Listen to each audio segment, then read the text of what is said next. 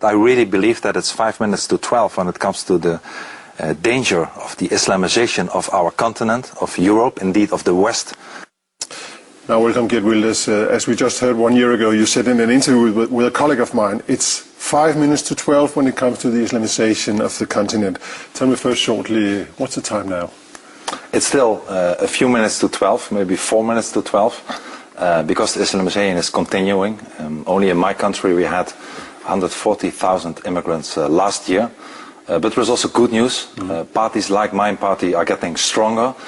My party became second largest party of the Netherlands in the European elections last year. So there is also a lot amount of people, normal people, that fear the Islamization and really want the government to act. So a lot of people trying to stop the clock going? Well, more people, not a majority yet, but more people than ever are supporting parties like mine that want to fight for freedom and stop the Islamization of our societies. You've compared the Islamization with a tsunami. Why is that? Well, because the amount of the influx of both the mass immigration from Islamic countries and also the demographical changes are enormously.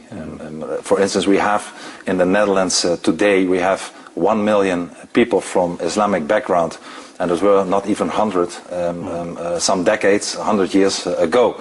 So it's really went very fast, very quick, and nobody really thought, unlike the last few years, what the changes meant. And the public is dissatisfied with it. But how many of this million people represents to you a problem?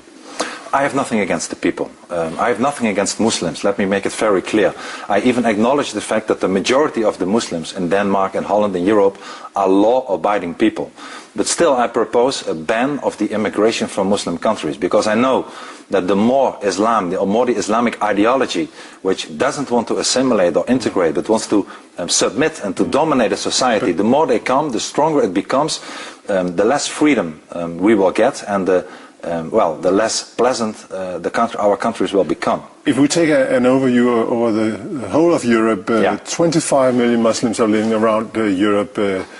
How many are we talking about being a problem here? Yes. Well, in the whole of Europe, if you look besides the European Union, the numbers are higher. It's 50 million Muslims today. And it will be doubled in a few decades' time. In the year 2025, 1 out of 3 children born in Europe will be born out of Muslim parents.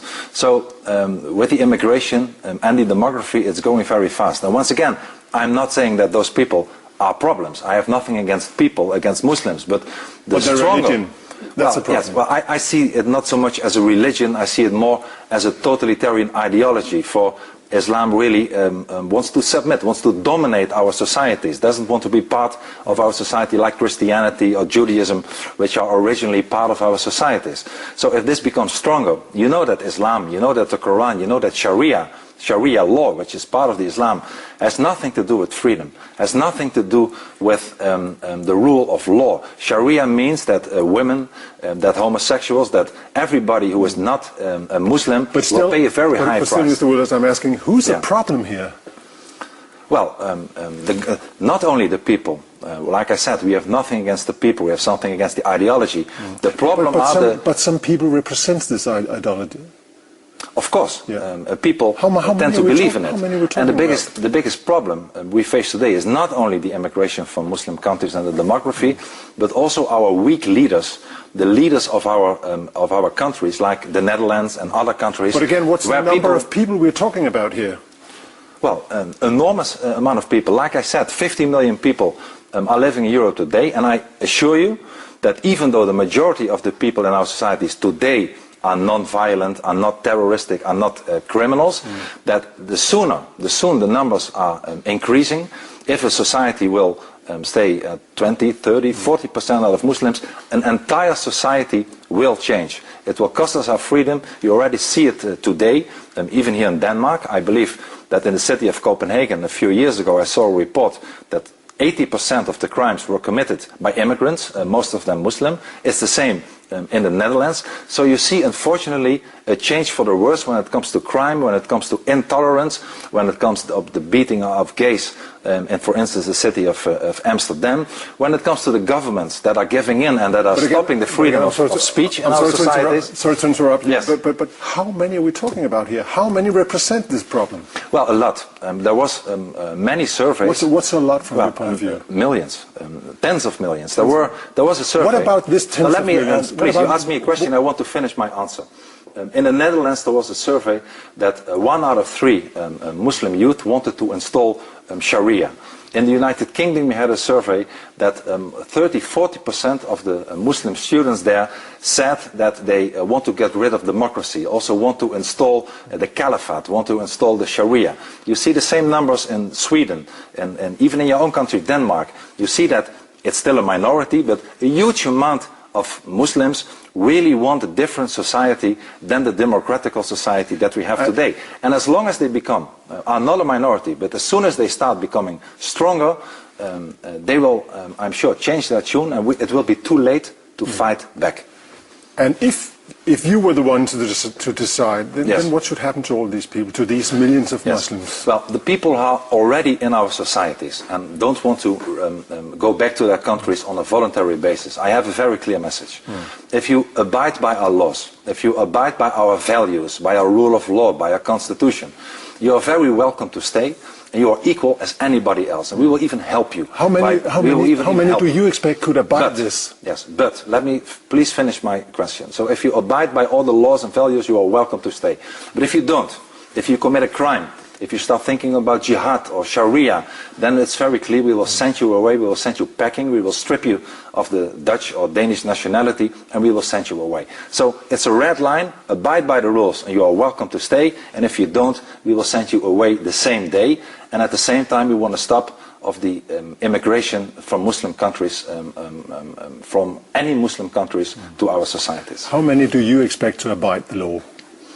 Well, unfortunately, you will see, even here in your country, Denmark, 70% of the population in your prisons consist of people from Islamic background. In Holland, it's unfortunately not so much different. You see all over Europe, if you look at the statistics, so it's not an opinion, I'm talking about facts, that if you look at the crime rates, that people from Morocco, Algeria, other countries are unfortunately, I wish it was different, what would you do to all these people? What would you do to all these people?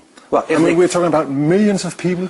Are you going to send them out of Europe? Well, if they abide by our laws, if they don't commit crimes, if they don't start acting like Sharia or jihad, they are once again welcome to stay, and we will even help them to integrate by giving them money for education whatsoever. But if they don't, there's only one solution, and that is to send them away out of our countries immediately. And this is the only way and the only language, unfortunately, that is needed. If it was not a few minutes to 12, but a few minutes to 9 p.m., we could decide otherwise, but we cannot afford to do so anymore. We have been talking too long, now we have to start acting in a tough way. And again, the number? What's the Well, like I said, if I talk about the numbers, which 70% of the prisons, many people wanting to implement the Sharia or the Caliphate, that are denouncing democracy, you are talking about millions now, and unfortunately it will increase if we don't stop the immigration and if we don't start acting against people who act against our free societies and our values and rule of law. Geert, thank you very much for joining us.